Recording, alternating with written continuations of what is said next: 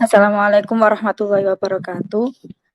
Kami dari kelompok 8 hasil kerja kelompok kami Judul Nahdlatul Ulama dan Lembaga Sosial. Sebelumnya, izinkan saya memperkenalkan kelompok kami, yaitu yang pertama, saya sendiri Dwi Ratna Fadila, NIM 012,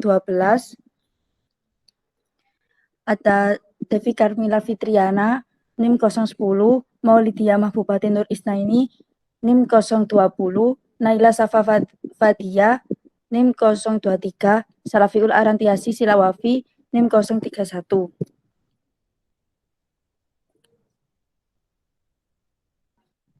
Sejarah berdirinya NU. Nahdlatul Ulama, Kebangkitan Ulama atau Kebangkitan Cendekiawan Islam, disingkat NU, adalah sebuah organisasi Islam terbesar di Indonesia. Organisasi ini berdiri pada 31 Januari 1926 dan bergerak di bidang keagamaan, pendidikan, sosial, dan ekonomi. Kiai Haji Muhammad Hasyim Asy'ari adalah salah seorang pahlawan nasional Indonesia yang merupakan pendiri Nahdlatul Ulama, organisasi massa Islam yang terbesar di Indonesia. Di kalangan Nahdiyin dan ulama pesantren, ia dijuluki dengan sebutan Hadratus Syekh yang berarti Maha Guru. Berangkat dari munculnya berbagai macam komite dan organisasi yang bersifat embrional dan ad hoc, maka setelah itu dirasa perlu untuk membentuk organisasi yang lebih mencakup dan lebih sistematis untuk mengantisipasi perkembangan zaman.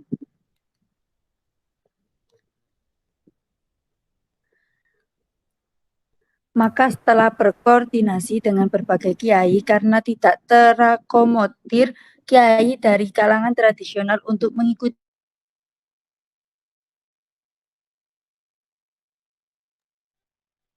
pesantren, untuk membentuk organisasi yang bernama Nahdlatul Ulama atau Kebangkitan Ulama pada 16 Rajab 1344 Hijriah atau 31 Januari 1926 di kota Surabaya. Organisasi ini dipimpin oleh Kiai Haji Hasyim Asy'ari sebagai Rais Akbar. Ada banyak faktor yang melatar belakangi berdirinya NU. Di antara faktor itu adalah perkembangan dan pembaharuan pemikiran Islam yang menghendaki pelarangan segala bentuk amaliyah kaum Sunni, sebuah pemikiran agar umat Islam kembali pada ajaran Islam murni, yaitu dengan cara umat Islam melepaskan diri dari sistem bermadzhab. Bagi para kiai pesantren,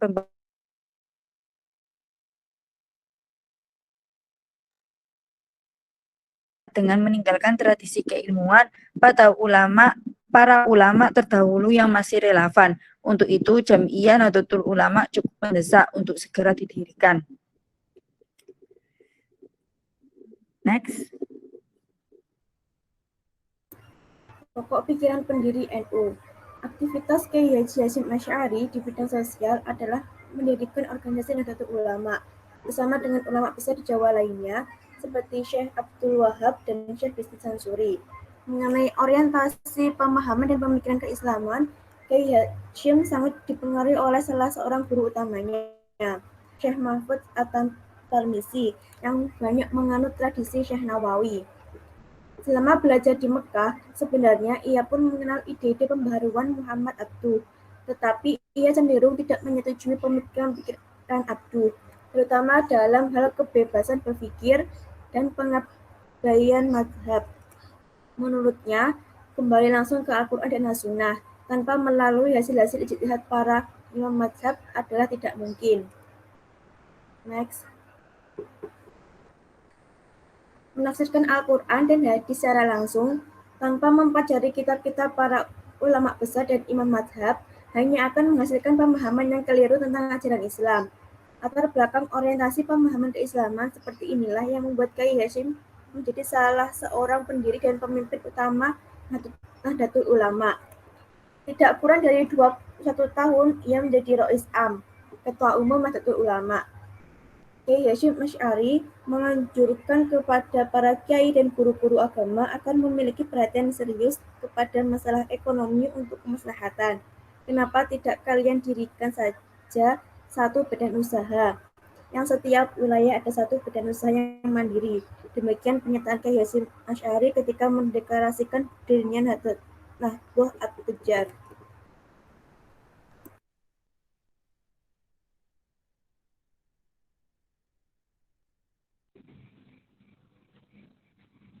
Berangkat dari kesadaran itulah Nahdah Al-Tujar didirikan dengan satu badan usaha yang ketika itu disebut Syirkah Al-Inan, yang kemudian hari ketika NU berdiri, wadah ekonomi tersebut berganti nama dengan Syirkah Al-Mu'awanah.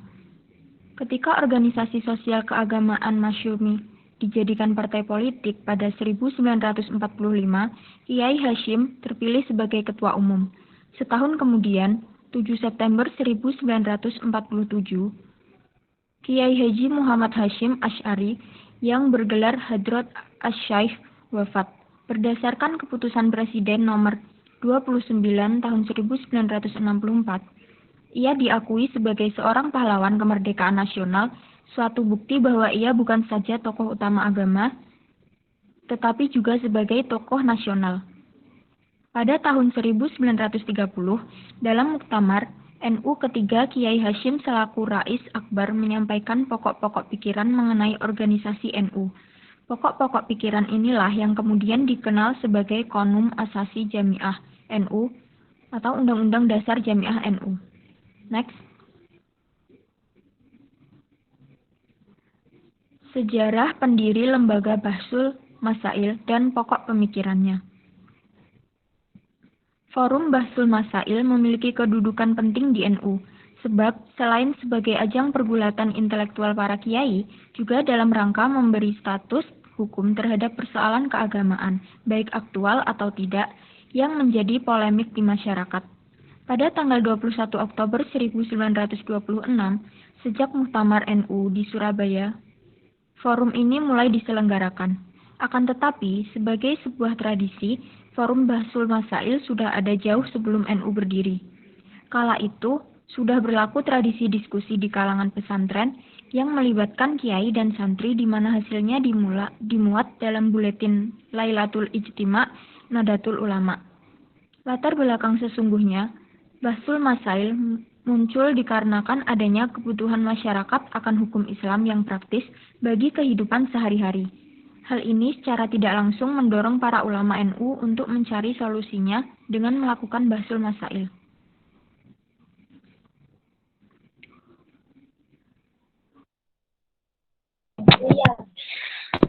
Secara harfiah, istilah Lajnah Bahsul Masail baru muncul pada tahun Muktamar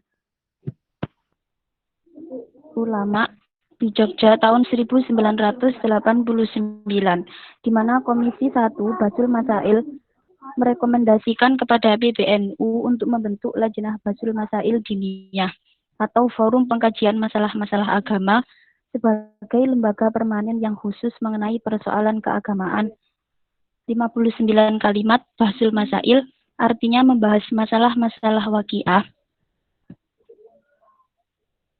yang terjadi melalui referensi, yaitu kutub al-fuqah, kitab-kitab para ahli fikih. 2. Pokok pikiran.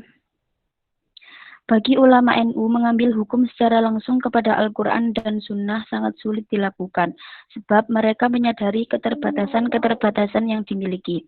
Lajnah Bahsul Masail NU dalam proses pengambilan hukum seringkali menggunakan metode istinbat secara berjenjang meliputi pertama metode qauli, yaitu mengutip langsung dari naskah kitab rujukan. Suatu masalah hukum dipelajari kemudian dicari jawabannya pada kitab-kitab fikih yang menjadi rujukan atau kitab al-mu'tabaroh dari 4 madhab. Kedua, metode ilhaqi, yaitu menganalogikakan hukum permasalahan tertentu yang belum ada dasar hukumnya dengan kasus serupa yang sudah ada dalam suatu kitab rujukan. Ketiga, metode munhaj, yaitu menelusuri dan mengikuti metode istinbat hukum madhab yang 4 terkait masalah yang belum bisa dijawab dengan menggunakan metode qauli dan ilhaqi.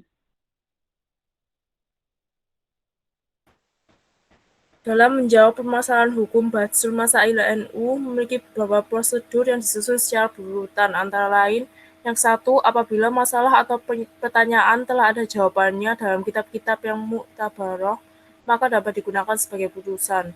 Yang kedua, apabila masalah atau pertanyaan telah terdapat dalam kitab-kitab standar dan dalam kitab-kitab tersebut pada beberapa kaul atau wajah, maka yang dilakukan adalah taklid jama'i untuk menentukan pilihan salah satu kaul atau wajah.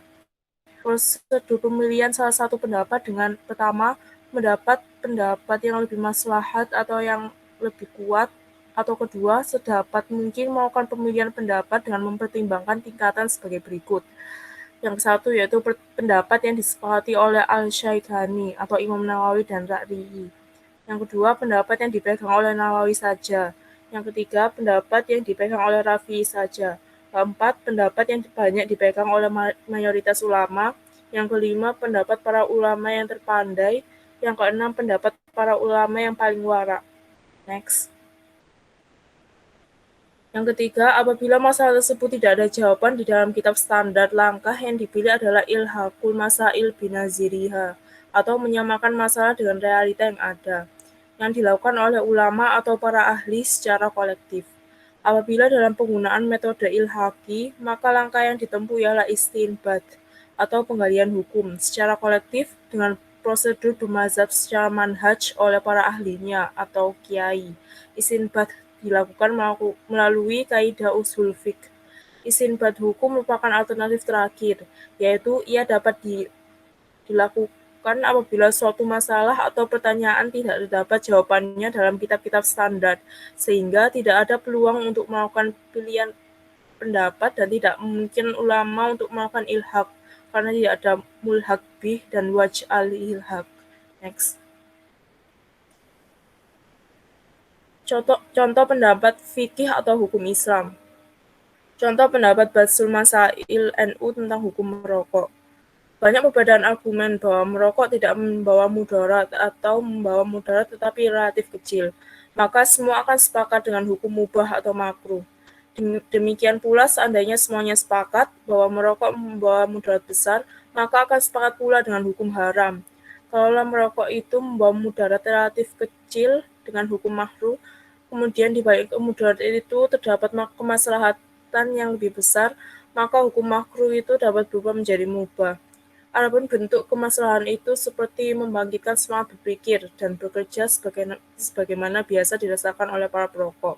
Hal ini selama tidak berlebihan yang dapat membawa mudarat cukup besar. Apapun yang dikonsumsi secara berlebihan dan jika membawa mudarat cukup besar, maka haram hukumnya. Berbeda dengan benda yang secara jelas memabukkan. Hukumnya tetap haram meskipun terdapat manfaat apapun bentuknya karena kemudaratannya tentu lebih besar dari manfaatnya. Sekian presentasi dari kelompok kami. Terima kasih atas perhatiannya. Jika dalam presentasi kami dengan ada kurangnya, silakan teman-teman bisa mendapatkan dengan referensi yang lain. Tapi kalau kalian merasakan manfaat dan lebihnya, bisa kalian share ke teman-teman yang membutuhkan. Wabillahi taufiq wal hidayah. Wassalamualaikum warahmatullahi wabarakatuh.